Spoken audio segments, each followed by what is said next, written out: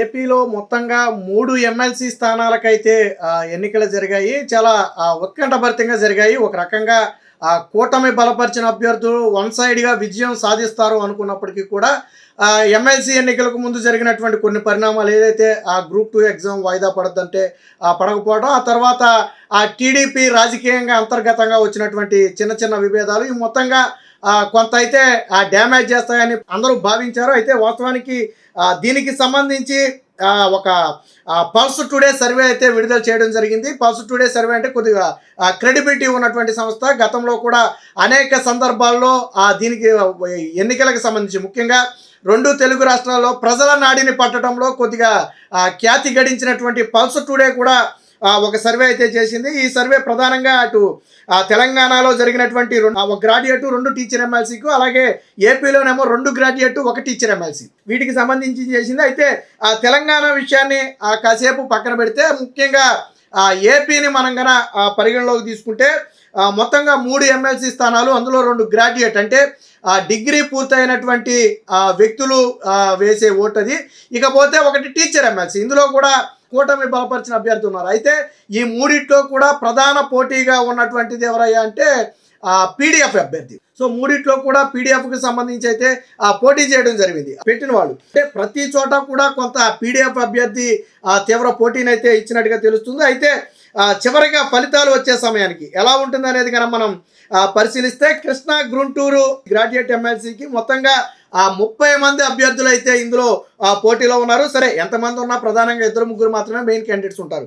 So ఇందులో ప్రధాన పోటీ వచ్చేటప్పటికి ఇటు ఆలపాటి రాజా, కూటమి బలపరిచిన అభ్యర్థి ఆలపాటి రాజాతో పాటు పీడిఎఫ్ అభ్యర్థి కేఎస్ లక్ష్మణ్ రావు. సో వీళ్ళిద్దరూ కూడా కృష్ణా గుంటూరు గ్రాడ్యుయేట్ ఎమ్మెల్సీలో ప్రధాన పోటీదారులుగా ఉన్నారు. సో గెలుపు వీళ్ళిద్దరి మధ్య ఉంటుందనేది మొదటి నుంచి ఉన్నటువంటి అంచనా.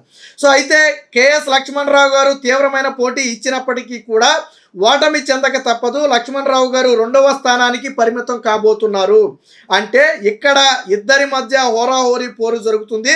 బట్ ఈ హోరాహోరీ పోరులో తెలుగుదేశం పార్టీ అభ్యర్థి ఆలపాటి రాజా పై చేయి సాధించడం జరుగుతుంది. అంటే ఆలపాటి రాజా ఇక్కడ గెలవబోతున్నారు అనేది ఇప్పుడు ఫస్ట్ టుడే ఇచ్చినటువంటి survey. So Krishna Guntur graduate ఎమ్మెల్సీని కూటమి కైవసం చేసుకోబోతుంది.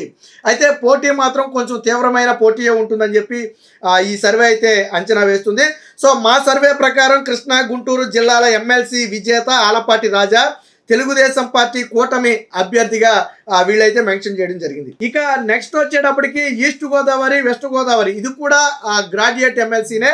సో ఇందులో 35 మంది, ఇందాక కృష్ణా గుంటూరుకి కేవలం 30 మంది పోటీలో ఉంటే ఇక్కడ 35 మంది పోటీలో ఉన్నారు. బట్ ఇక్కడ కూడా 4 అభ్యర్థులు ప్రధానంగా పోటీలో ఉన్నట్టుగా ఈ సర్వే అయితే చెప్తుంది. ప్రధాన పోటీదారుడు వచ్చేసి కూటమి బలపరిచిన పేరాబత్తుల రాజశేఖర్ గారు, నెక్స్ట్ పీడిఎఫ్ అభ్యర్థిగా పోటీ చేస్తున్నటువంటి దిడ్ల వీరరాఘవులు గారు. సో వీరిద్దరి మధ్య ప్రధానమైన పోటీ ఉంటుంది. వీరితో పాటు కొద్ది గొప్ప కొంత ఓటును చీల్చే ప్రయత్నం చేస్తున్నటువంటి పరిస్థితి. ఇందులో పేపకల రాజేంద్ర ప్రసాద్ గోదావరి రాష్ట్ర సమితి అధ్యక్షుడిగా ఉన్నారు. సో ఈయన కొంచెం పోటీ ఇస్తున్నారని చెప్తున్నారు. ఇక జీవి సుందర్ ఇండిపెండెంట్ అభ్యర్థి, మాజీ ఎంపీ హర్ష్ కుమార్ గారి యొక్క కుమారుడు. సో మాజీ ఎంపీ హర్ష్ కుమారుడు అంటే కొంత ఓట్లు చీల్చే అవకాశం ఉంటుంది. సో 4 ప్రధానంగా ఉన్నారు. సో కూటమి అభ్యర్థికి ప్రధాన పోటీ ఇక్కడ పీడిఎఫ్ అభ్యర్థిగా ఉన్నటువంటి దిడ్ల వీరరాఘవులు అయితే ప్రధాన పోటీ ఇస్తున్నారు ఈస్ట్ వెస్ట్ గోదావరి గ్రాడ్యుయేట్ ఎమ్మెల్సీకి సంబంధించి.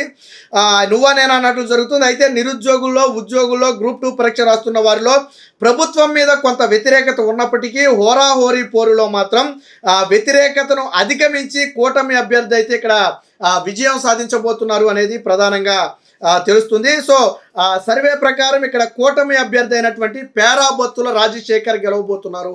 సో 2 గ్రాడ్యుయేట్ ఎమ్మెల్సీలను కూడా ఇక్కడ కూటమి కైవసం చేసుకోబోతుంది.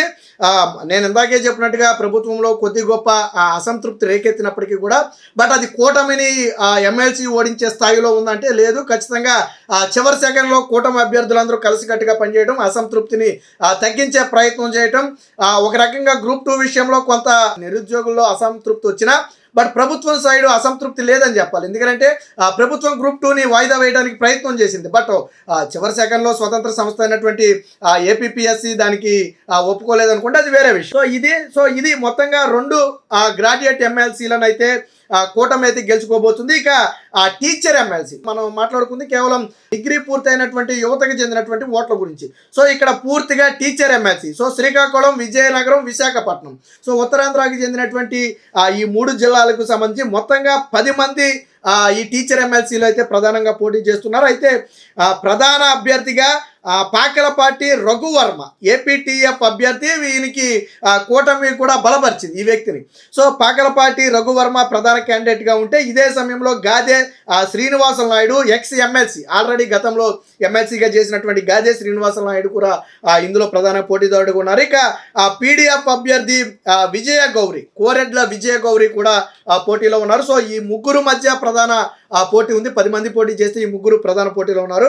చివరికి అంటే విజేత ఎవరయ్యా అంటే పీడీఎఫ్ అభ్యర్థి నుంచి కొంత పోటీ ఎదురైనప్పటికీ కూడా కూటమి బలపరిచినటువంటి పాకలపాటి రఘువర్మ ఏపీటీఎఫ్ అభ్యర్థిగా ఉన్నటువంటి రఘువర్మ అయితే విజయం సాధించబోతున్నారు. సో మా సర్వే ప్రకారం శ్రీకాకుళం, విజయనగరం, విశాఖపట్నం జిల్లాల టీచర్ ఎమ్మెల్సీ విజేత పాకలపాటి రఘువర్మగా ఉండబోతున్నారు. ఏపీటీఎఫ్ అభ్యర్థి, కూటమి బలపరిచిన వ్యక్తి. సో ఇక్కడ ఒకవేళ పీడీఎఫ్ అభ్యర్థి విజయ గౌరి ఉంటే ఆయన 2వ స్థానానికి పరిమితం అయ్యే అవకాశం. సో మొత్తంగా ఓవరాల్గా 3 స్థానాలను కనుక మనం పరిశీలిస్తే కూటమి బలపరిచినటువంటి అభ్యర్థులైతే ఖచ్చితంగా విజయం సాధించబోతున్నారు. బట్ అంత ఈజీగా నల్లేరు మీద నడకలా సాగిందంటే లేదు, కొంత పోటీ ఉన్న మాట వాస్తవమే. ముఖ్యంగా టీచర్స్ అంటే యూనియన్స్ ఉంటాయి, రకరకాల వ్యవహారాలు ఉంటాయి. ఇకపోతే గ్రాడ్యుయేట్ ఎన్నికల్లో కూడా కూటమి ప్రభుత్వం వచ్చిన తర్వాత మెగా డిఎస్సిని ప్రకటించడం, అలాగే గ్రూప్ 2 ఎగ్జామ్ని కూడా ఇప్పుడు కండక్ట్ చేయడం. సరే, దాంట్లో కొంచెం వివాదం ఉన్నప్పటికీ కూడా